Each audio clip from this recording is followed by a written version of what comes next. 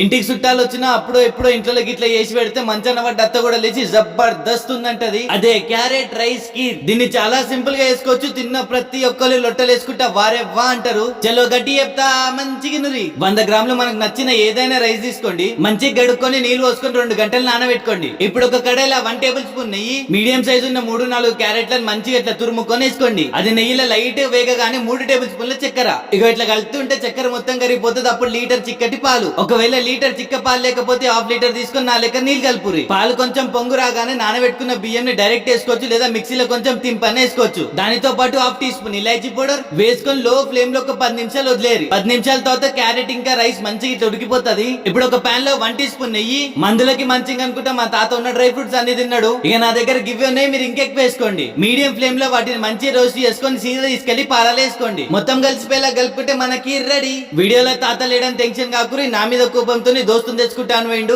చలో మీరైతే చేసుకొని తినండి.